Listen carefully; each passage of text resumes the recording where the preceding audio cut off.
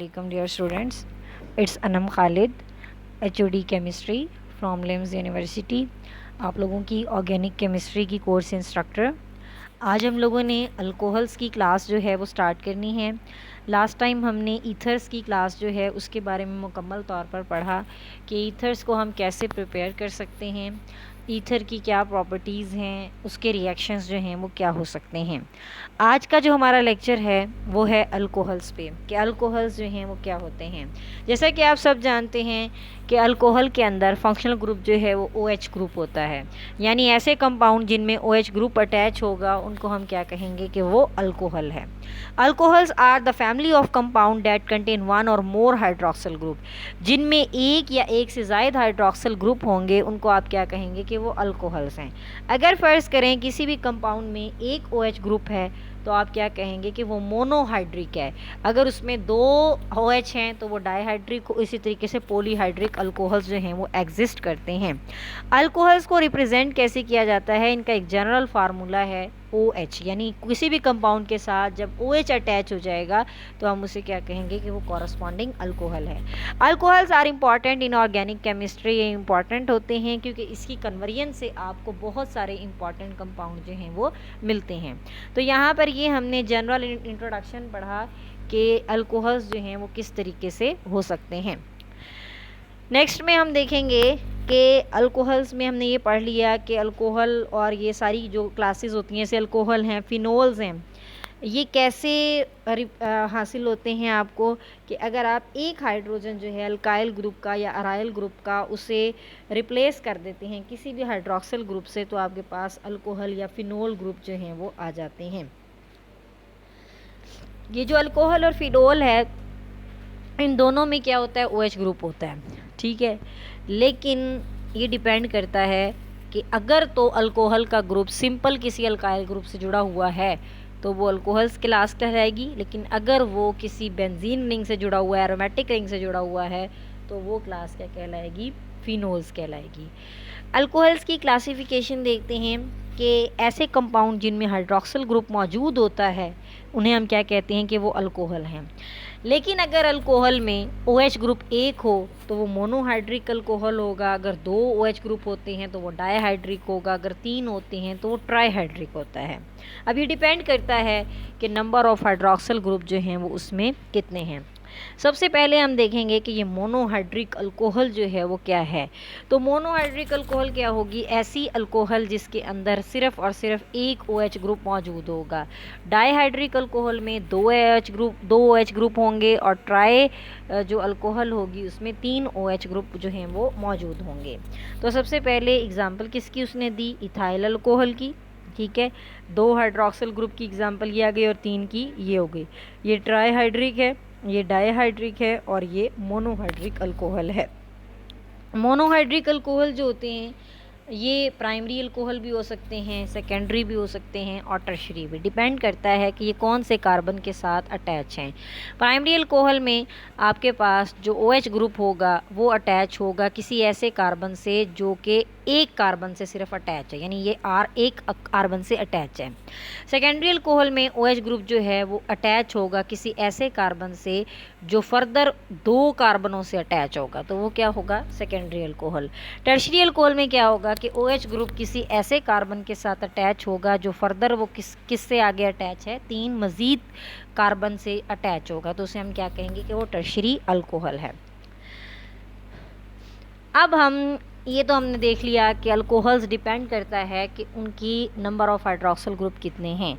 वो पॉलीहाइड्रिक भी हो सकते हैं, मोनोहाइड्रिक भी हो सकते हैं, डाईहाइड्रिक भी हो सकते हैं। और अल्कोहल्स में डिपेंड ये भी कर रहा होता है कि उनमें नंबर ऑफ़ कार्बन, जो कार्बन एटम है वो प्राइमरी है, सेकेंडरी है या टर्शरी है। अगर वो प्राइमरी से जुड़े हुए हैं तो वो प्राइमरी अल्कोहल हैं, अदरवाइज़ वो सेकेंडरी या फिर टर्शरी होंगे। अब हम आगे मज़ीद इसको देखते हैं कि अल्कोहल्स को आप प्रिपेयर किस तरीके से कर सकते हैं।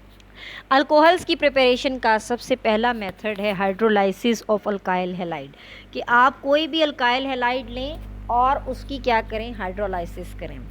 अल्काइल हैलाइड को आपने लेना है और उसमें आपने डालना है NaOH in the presence of water, ठीक है। यानी जैसे ये अल्काइल ब्रोमाइड आपने लिया, ठीक है, इथाइल ब्रोमाइड, इसमें डाला आपने NaOH in the presence of water, तो ये आपके पास क्या आ गया, अल्कोहल, और NaBr जो है वो आपके पास अलग हो जाएगा। तो इस प्रोसेस में क्या हुआ कि इसमें आपके पास अल्कोहल बनी, लेकिन वो आपके पास अल्कोहल कैसे बनी, हाइड्रोलिसिस के नतीजे में। हाइड्रोलिसिस क्या है, the break down of any compound in the presence of water. Method जो है, अब ये मेथड जो हमने पढ़ा अभी अभी, हाइड्रोलाइसिस ऑफ अल्काइल हैलाइड, ये मेथड तो सिंपल है लेकिन इसकी बहुत सारी लिमिटेशन है, ठीक है। इसकी लिमिटेशन क्या है कि इसकी लिमिटेशन ये है कि इसमें आपको जो अल्कोहल्स बनाएंगे आप, उन अल्कोहल्स के लिए आपको अल्काइल हैलाइड चाहिए, और ये अल्काइल हैलाइड जो आपको इसमें चाहिए होंगे वो ऑलरेडी बनाना बहुत ज़्यादा मुश्किल होता है। लिहाजा ये मेथड जो है इसकी बहुत सारी जो लिमिटेशंस हैं, उसमें से एक लिमिटेशन ये है कि इनके अल्काइल हैलाइड जो खुद बनते हैं वो खुद अल्कोहल से ही बनते हैं। तो अल्कोहल होगी तो फिर अल्काइल हैलाइड बनेंगे, और अगर अल्काइल हैलाइड बनेंगे फिर आप उन्हें फर्दर कन्वर्ट कर सकते हैं अल्कोहल में। लेकिन ये जो हाइड्रोलिसिस ऑफ अल्काइल हैलाइड है, इसकी स्टिल बहुत सारी इंडस्ट्रियल एप्लीकेशंस भी हैं। अब वो उसकी इंडस्ट्रियल एप्लीकेशंस जो हैं वो कौन सी हैं? नंबर 1 पे ये कि आप इससे अपना जो कोई भी कंपाउंड होता है उसकी क्या कर सकते हैं, उसकी हेलोजिनेशन करवा सकते हैं। पर्टिकुलरली जैसे कुछ अल्काइल हैलाइड्स हैं वो ऑब्टेन किए जाते हैं। वो कैसे किया जाता है? फॉर एग्ज़ाम्पल मेरे पास टॉलिन पड़ी हुई है, ठीक है। Let's suppose we have this टॉलिन।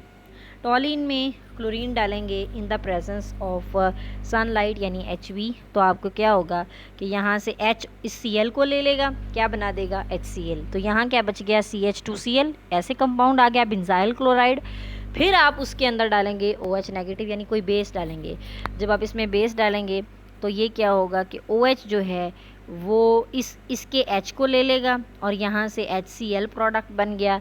तो आपके पास जो कंपाउंड बनेगा वो क्या होगा, बेंजाइल अल्कोहल। यानी इस कंपाउंड की, इस रिएक्शन की एक सबसे बड़ी जो एप्लीकेशन है वो क्या है कि आप इससे बेंजाइल अल्कोहल को प्रिपेयर कर सकते हैं। नेक्स्ट में है हाइड्रेशन ऑफ अल्कीन्स। कोई भी अल्कीन पड़ी हुई है, अगर आप उसमें पानी डालते हैं सिंपली, तो आपके पास क्या बनता है, अल्कोहल बनता है। अब इस रिएक्शन को भी बहुत ज़्यादा इस्तेमाल किया जाता है, लेकिन ये रिएक्शन एसिडिक कंडीशन में होता है। एसिडिक कंडीशन क्या हो सकती है, जैसे सल्फ्यूरिक एसिड है या फास्फोरिक एसिड है। अब इसमें क्या करेंगे, इसमें आप ऐड करते हैं वाटर को, ठीक है। लेकिन वाटर को डायरेक्टली ऐड नहीं करते, पहले आप उसमें थोड़ा सा डालते हैं H2SO4।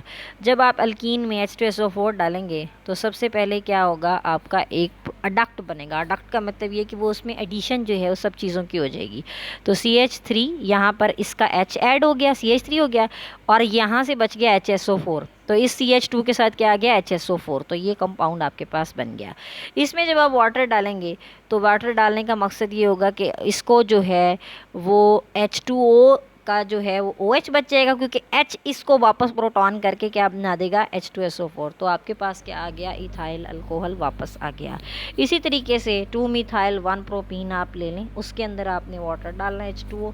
अब इसमें मार्कोनिकॉव रूल फॉलो होगा। मार्कोनिकॉव रूल हमें क्या कहता है कि हाइड्रोजन वहाँ जाएगा जहाँ हाइड्रोजन ऑलरेडी ज़्यादा होंगे, यानी हाइड्रोजन जाएगा इस कार्बन के पास, और दूसरा कार्बन जो है वो ज़्यादा हाइड्रोजन को एक्सेप्ट नहीं कर पाएगा। तो आपके पास प्रोडक्ट क्या बन गई, 2-मिथाइल 2-प्रोपानोल। 2-मिथाइल 2-प्रोपानोल आपके पास प्रोडक्ट जो है वो आ गई। एसिड कैटालाइज रिएक्शन जो हैं वो प्राइमरी अल्कोहल नहीं देते सिवाय एथेनॉल के। इससे एथेनॉल तो आपको मिल सकता है, इसके अलावा और कुछ नहीं मिल सकता। इससे सेकेंडरी या टर्शियरी अल्कोहल मिलते हैं। इसलिए इस मेथड की लिमिटेशन भी यही है कि आप इससे प्राइमरी अल्कोहल्स को जनरेट नहीं कर सकते। नेक्स्ट जो हमारे पास रिएक्शन है वो है hydration through hydroboration. Diborane B2H6, आप सबने उसके नेम सुना होगा। इसमें अल्कीन जब ऐड होती है तो लेस सब्स्टिट्यूटेड कार्बन पर ऐड होती है, और इसके नतीजे में आपको H2O2 मिलता है। ये रिएक्शन आपने काफ़ी बार पढ़ा हुआ है। ये रिएक्शन THF की मौजूदगी में होता है। THF क्या होता है, टेट्राहाइड्रोफ्यूरॉन, ठीक है। अब इसमें होगा क्या कि THF और बोरॉन जो है उनका कॉम्प्लेक्स ऐड होगा अल्कीन के अंदर। जब ऐड होगा बोरॉन जो है वो एक कॉम्प्लेक्स बनाएगा इनके साथ, और प्रोडक्ट बन गई ये। ये मज़ीद H2O2 का जब हेल करेगा तो बोरॉन जो है वो अपने इस कंपाउंड को लेकर बोरिक एसिड बना देगा और आपके पास जो आपका फाइनल प्रोडक्ट है वो क्या आ जाएगा, आपके पास कॉरस्पॉन्डिंग अल्कोहल आ जाएगा। कॉरस्पॉन्डिंग अल्कोहल जो बनेगी, अब ये कॉरस्पॉन्डिंग अल्कोहल बनेगी एंटी मार्कोनिकॉव रूल के तहत। एंटी मार्कोनिकॉव रूल क्या था? एंटी मार्कोनिकॉव रूल हमें ये कहता है कि अगर हाइड्रोजन पेरोक्साइड की मौजूदगी में वही रिएक्शन किया जाए तो आपके पास जो रिज़ल्ट आता है वो आपके पास चेंज आता है, यानी वहाँ हाइड्रोजन जो है उस कार्बन पर जाकर अटैच होगा जहाँ पर ऑलरेडी कम हाइड्रोजन होंगे। तो इस प्रोसेस को हम क्या कहते हैं कि ये हाइड्रेशन हो रही है हाइड्रोबोरेशन के नतीजे में। उसके बाद अगला प्रोसेस जो आपके पास आता है वो है ग्रिग्नॉर्ड रिएजेंट। ये भी आप सब ने पहले एफएससी में बहुत बार पढ़ा है कि ग्रिग्नॉर्ड रिएजेंट से कैसे हम करा सकते हैं। ग्रिग्नॉर्ड रिएजेंट होता है क्या? RMGX, सिंपल RMGX को हम क्या कहते हैं कि वो ग्रिग्नॉर्ड रिएजेंट है। इसमें आपने क्या डाला? आपने डाला इसमें फॉर्मेल्डिहाइड, ठीक है। अब इसमें जब आप फॉर्मेल्डिहाइड डालेंगे तो आपके पास ये प्रोडक्ट बनेगी, यानी एक H जो है वो ऐड हो गया इधर, ठीक है, यानी R जो है वो इधर आ गया इस कार्बन के ऊपर और O ने बाकी MgX को अटैच कर लिया। फिर इसमें आप डालेंगे प्रोटॉन, यानी H3O पॉजिटिव डालेंगे तो आपके पास क्या आ जाएगा? Primary alcohol. और Mg जो है वो एक OH को ले लेगा और साथ में X को ले लेगा। इसी तरीके से यही रिएक्शन जो है वो एसीटोन के साथ भी पॉसिबल है। एसीटोन के साथ जब रिएक्शन करेगा तो क्या होगा? पहले R इधर ऐड होगा, ठीक है, ये MgX O के साथ ऐड हो गया तो ये आंसर आ गया आपके पास। फिर आप H3O पॉजिटिव डालेंगे तो क्या होगा कि ये H यहाँ आ जाएगा, MgX जो है वो OH के साथ अटैच अलग के अलग हो जाएगा। तो इसी तरीके से ऑन द सेम हैंड आपके पास कीटोन होगी एसीटोन, एसीटोन से आपको क्या मिल जाएगी? Corresponding alcohol. यहाँ पर सूरत हाल ये होती है कि अगर आप फॉर्मेल्डिहाइड डालते हैं तो आपको प्राइमरी अल्कोहल मिलती है, अगर आप एसीटल्डिहाइड डालते हैं तो आपको सेकेंडरी अल्कोहल मिलती है, और अगर आप इसमें जो है वो कीटोन एसीटोन डालते हैं तो आपको इसमें कौन सी प्रोडक्ट मिलेगी? आपको इसमें टर्शरी अल्कोहल जो है उसकी ही फॉर्मेशन होगी। तो ये ग्रिग्नॉर्ड सिंथेसिस के जो रिएक्शन हैं। नेक्स्ट में by the action of Grignard reagent on epoxide, epoxide का भी ग्रिग्नॉर्ड रिएजेंट पे रिएक्शन हो सकता है। Let's suppose we have Grignard reagent, आपके पास CH3Mg, X की बजाय यहाँ आयोडीन ले लिया CH3MgI। अब जब ग्रिग्नॉर्ड इसमें इथाइलिन एपॉक्साइड ऐड होगा तो क्या होगा कि ये चेन ओपन हो जाएगी, यानी CH3CH2, ठीक है, और इसका CH3 इसके साथ लग गया, यानी ये बन गई चेन। या इसमें सिर्फ MgI नहीं है, ठीक है, और O के साथ क्या लग गया? MgI। फिर आप जब इसमें वाटर ऐड करेंगे तो क्या होगा कि Mg जो है वो एक साइड पर O को अटैच कर लिया, एक साइड पर OH को अटैच कर लिया, और आपके पास प्रोडक्ट क्या बन गई? 1 प्रोपानोल। तो ये इससे भी आपको क्या मिलता है? प्राइमरी अल्कोहल जो है वो आपको इससे हासिल होती है। नेक्स्ट में by the reduction of aldehyde and ketone, आपको एल्डिहाइड और कीटोन की रिडक्शन से भी क्या मिलता है? आपको कॉरस्पॉन्डिंग जो है वो अल्कोहल्स मिलते हैं। ग्रिग्नॉर्ड रिएजेंट्स जो हैं वो रिएक्ट करते हैं इथाइलिन ऑक्साइड के साथ और इससे आपको जो है वो एडिशन प्रोडक्ट मिलती है। अब इसमें क्या है कि आपके पास कोई भी अगर अल्कोहल पड़ी हुई है, RCHO जो है वो कोई भी वो कंपाउंड है, लाइक वी हैव एल्डिहाइड है, इसकी आपने क्या करवानी है? रिडक्शन, यानी हाइड्रोजन ऐड करवाया, आप इसमें हाइड्रोजन ऐड करवाएंगे तो आपके पास क्या मिल जाएगा? अल्कोहल। इसी तरीके से कीटोन में जब आप हाइड्रोजन ऐड करवाएंगे तो कॉरस्पॉन्डिंग अल्कोहल। इस तरह याद रखिएगा, अल्कोहल की ऑक्सीडेशन से एल्डिहाइड या कीटोन बनता है। तो सेम हैंड अगर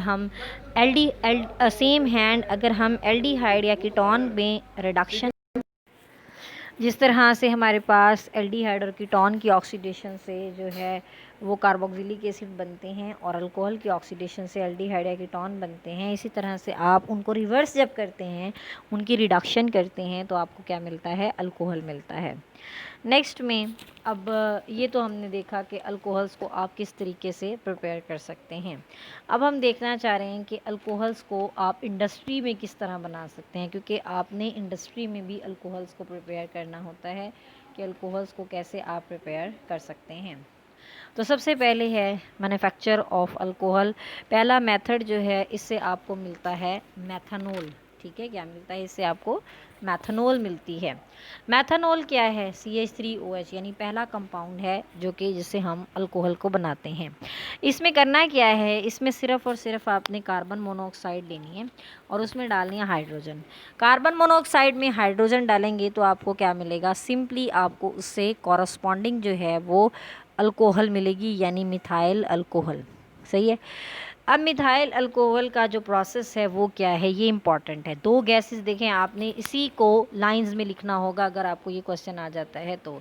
आपने कार्बन मोनोऑक्साइड और हाइड्रोजन ली, उनको आपने किस में डाल दिया, गैस प्यूरीफायर में। गैस प्यूरीफायर में डालने के बाद आपने उसको रखा कंप्रेसर में। कंप्रेसर में क्यों रखा है, ताकि वो गैसेस कंप्रेस हो सकें। कंप्रेसर के बाद आपने कैटलिस्ट टावर में ले गए। कैटलिस्ट टावर में क्या होगा, जिंक ऑक्साइड, क्रोमियम ऑक्साइड और टेम्परेचर 450 डिग्री सेंटीग्रेड और 200 एटमॉस्फेयर, ये सारा कुछ आपको उसमें मिल रहा था, तो आपने उसमें क्या किया, उसको डन कर दिया। उसके बाद आपका कंडेंसर फिर आएगा जो आपकी गैसेस को मज़ीद क्या करेगा, कंडेंस करेगा। और लास्ट पे जितनी भी आपके पास अनरिएक्टेड गैसेस होंगी वो वापस रिवर्स हो जाएंगी, यानी वो वापस चली जाएंगी और आपके पास प्रोडक्ट आपका क्या आ जाएगा, मेथानॉल। तो ये इंडस्ट्रियल प्रिपरेशन है अल्कोहल्स की, कि अल्कोहल्स को आप किस तरीके से प्रिपेयर कर सकते हैं। तो कैसे कर सकते हैं कि आपने कार्बन मोनोऑक्साइड और हाइड्रोजन को सबसे पहले लेना है गैस प्योरीफायर में, उसके बाद आपने इन्हें कंप्रेसर में डालना है। कंप्रेसर में डालने के बाद उसके बाद फिर आपने इसे कैटलिस्ट टावर में डालना है, फिर आपने कंडेंसर में डालना है। कंडेंसर के बाद आपने अनरिएक्टेड गैसेस जितनी भी होंगी आपने उसको वापस जो है वो ले आना है उसके अंदर। ये आपके पास इंडस्ट्रियल प्रिपरेशन है अल्कोहल की।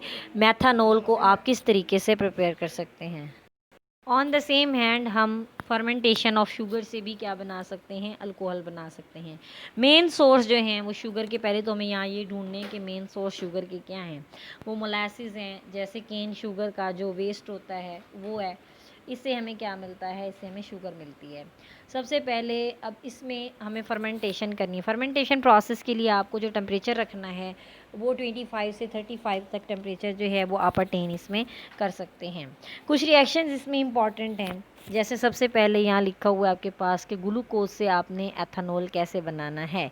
तो ग्लूकोज आपके पास होगा, उसे कन्वर्ट आपने किस में कर लिया, एथेनॉल में, और साथ में कार्बन डाइऑक्साइड उसमें रिलीज़ हो गई।